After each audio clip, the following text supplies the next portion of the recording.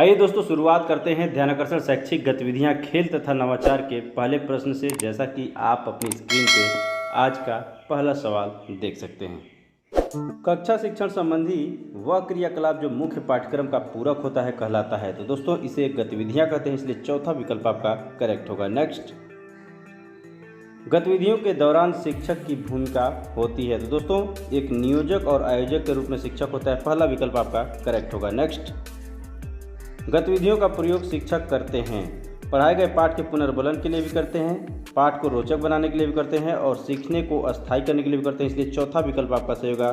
सभी विकल्प सही हैं। नेक्स्ट, अपने पढ़ाए गए पाठ के पुनर्बलन हेतु शिक्षक कौन सी गतिविधि करते हैं। तो दोस्तों रोल प्ले जो होता है ये क्रिया एक शिक्षक करता है, सेकेंड विकल्प आपका सही होगा। नेक्स्ट, निम्नलिखित कथनों में से सही कथन है। तो दोस्तों जो बच्चों की सीखने की गति होती है वो अलग अलग होती है, यही कथन आपका सही है, सेकंड विकल्प आपका करेक्ट होगा। नेक्स्ट, शिक्षक गतिविधियों का चयन करते हैं। तो जो तीनों विकल्प दिए गए हैं इन तीनों के अनुसार अपने गतिविधियों का चयन करते हैं, इसलिए सभी विकल्प आपका सही होगा, पहला विकल्प करेक्ट होगा। नेक्स्ट, दिखाए गए वीडियो में शिक्षिका दुकानदार खेल के माध्यम से कौन से विषय का शिक्षण कर रही है। तो आपने वीडियो में देखा गणित शिक्षण उसमें कर रही हैं, तीसरा विकल्प सही है। नेक्स्ट, गतिविधियां कराई जा सकती हैं, शिक्षण से पूर्व भी कराई जा सकती हैं, शिक्षण के दौरान भी कराई जा सकती हैं, बच्चों के आकलन के लिए भी कराई जा सकती हैं, तो इसलिए तीनों विकल्प सही है, इसलिए चौथा विकल्प आपका करेक्ट होगा, सभी विकल्प सही हैं। नेक्स्ट, शिक्षण के दौरान हम विभिन्न गतिविधियों का प्रयोग करते हैं क्योंकि जो बच्चे होते हैं, बच्चों के सीखने की जो गति होती है वो अलग अलग होती है, भिन्न भिन्न होती है, इसलिए तीसरा विकल्प आपका करेक्ट होगा। नेक्स्ट, बच्चे सब्र से सुन सकें, अनुमान लगा सकें एवं एकाग्रता से चीज़ों को याद कर सकें, इससे कौन सी गतिविधि कराएंगे। तो किसी बच्चे को अगर आप कहानी सुनाना शुरू करें तो सारी चीज़ें बच्चे करते हैं, तो इसलिए पहला विकल्प आपका करेक्ट होगा, कहानी। नेक्स्ट, और यहाँ पे 10 क्वेश्चन पूरे हो जाते हैं दोस्तों। चलिए सबमिट करते हैं, सबमिट करके देखते हैं कि हमने कितने प्रश्नों के सही जवाब दिए हैं। इस प्रकार दोस्तों यहाँ पे देख सकते हैं कि सभी प्रश्नों के आपने सही जवाब दिए हैं। अब चलिए इस प्रशिक्षण का जो लास्ट प्रशिक्षण है, छठा प्रशिक्षण, उसकी भी प्रश्नोत्तरी को देख लेते हैं। आइए दोस्तों लेते हैं ध्यानाकर्षण के अंतर्गत प्रश्न पूछना, जो कि एक लास्ट प्रशिक्षण है, छठा प्रशिक्षण आपको दिया गया करने के लिए। इसकी प्रश्नोत्तरी को देखते हैं। शिक्षकों को हमेशा अपनी कक्षा में बच्चों को निम्नलिखित कार्य के लिए प्रोत्साहित करते रहना चाहिए ताकि वे अनुशासित, सतर्क व तार्किक चिंतन करते रहें। तो दोस्तों इसके लिए आपको प्रश्न भी पूछते रहना चाहिए, थर्ड विकल्प आपका करेक्ट होगा। नेक्स्ट, शिक्षक को अपनी कक्षा में पढ़ाते समय निम्नलिखित प्रकार के प्रश्नों को पूछना चाहिए, मौखिक, निबंधात्मक, लिखित, मौखिक, लिखित दोनों। तो ये चौथा विकल्प आपका करेक्ट होगा, मौखिक और लिखित दोनों। नेक्स्ट, कक्षा शिक्षण के दौरान बच्चों से प्रश्न पूछते समय शिक्षक को निम्नलिखित बातों का ध्यान रखना चाहिए। पहला है प्रश्नों की भाषा सहज व सरल हो, बिल्कुल सही है। बच्चों को प्रोत्साहन दें, बिल्कुल।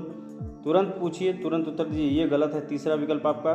चौथा है बच्चों को ध्यानपूर्वक सुने। तो इस तरह से 1, 2 और 4 करेक्ट आंसर होगा।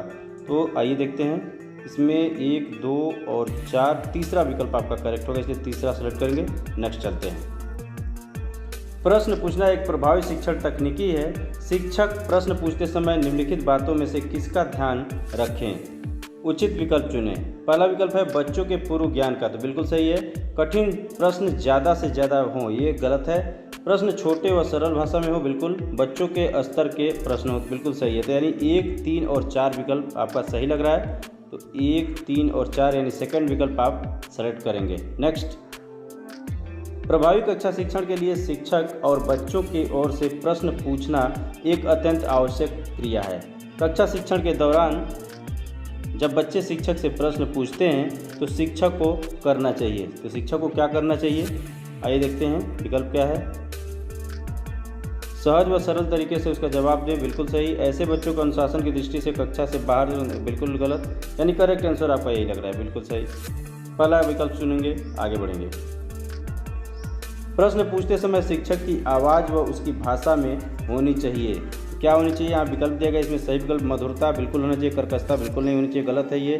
सुस्पष्ट आवाज़ बिल्कुल सही, सहज व सरल बिल्कुल सही। तो इस तरह से 1, 3 और 4 विकल्प सही निकल के आ रहे हैं। तो 1, 3 और 4, इस तरह से तीसरा विकल्प आपका करेक्ट होगा। नेक्स्ट, वीडियो में एक शिक्षक पाठ को पढ़ाने के पहले बच्चों से कुछ प्रश्न पूछ रहे हैं। बच्चे अपनी समझ व अनुभव के आधार पर उत्तर दे रहे हैं। शिक्षक बच्चों को नवीन ज्ञान देने से पहले प्रश्नों के माध्यम से जानना चाहते हैं। तो दोस्तों क्या जानना चाहते हैं, तो स्वाभाविक चीज़ है कि ये पूर्व ज्ञान से संबंधित है, इसलिए पहला विकल्प आपका सही होगा। नेक्स्ट, ध्यानाकर्षण हस्त पुस्तिका में प्रभावी शिक्षण तकनीकी प्रश्न पूछना के संभावित परिणाम या लाभ हो सकते हैं। कौन कौन से हैं? बच्चे शोरगुल करेंगे, बिल्कुल गलत। बच्चों को तार्किक चिंतन करने का मौका मिलेगा, करेक्ट। कक्षा शिक्षण के समय सतर्क रहेंगे, बिल्कुल सही। अनुशासित रहेंगे, बिल्कुल सही। इस तरह से 2, 3, 4 विकल्प आपका करेक्ट होगा। आइए देखते हैं 2, 3, 4, इस तरह से दूसरा विकल्प आप सेलेक्ट करेंगे। नेक्स्ट, बच्चों से पूछे जाने वाले प्रश्नों के निम्नलिखित उद्देश्य होते हैं। आइए देखते हैं कौन कौन से। पहला है बच्चों का ध्यान आकर्षित करने के लिए। दूसरा है पाठ की पुनरावृत्ति करने के लिए, ये भी सही है। केवल नवीन ज्ञान से जोड़ने के लिए, ये गलत है। तीसरा, बच्चों के द्वारा प्राप्त ज्ञान के आकलन के लिए। तो यानी 1, 2 और 4 करेक्ट लग रहे हैं। आइए देखते हैं विकल्पों में 1, 2 और 4। तो इस तरह से तीसरा विकल्प आपका करेक्ट होगा। नेक्स्ट, ध्यानाकर्षण शिक्षक हस्त पुस्तिका में शिक्षण तकनीकी 6 किससे संबंधित है? दोस्तों जो छठा शिक्षण तकनीकी दिया गया ध्यानाकर्षण में, वो है प्रश्न पूछने से संबंधित। तीसरा विकल्प आपका करेक्ट होगा। नेक्स्ट, और इस तरह से 10 प्रश्न आपके पूरे हो जाते हैं। अब आइए सबमिट करके देखते हैं कि हम लोगों ने कितने प्रश्नों के सही जवाब दिए हैं। सबमिट पे हमने क्लिक कर दिया है और यहाँ पे आप देख सकते हैं कि पूरे 10 प्रश्नों के सही जवाब आपने दिए हैं। तो चलिए दोस्तों, उम्मीद करते हैं ये वीडियो पसंद आया होगा।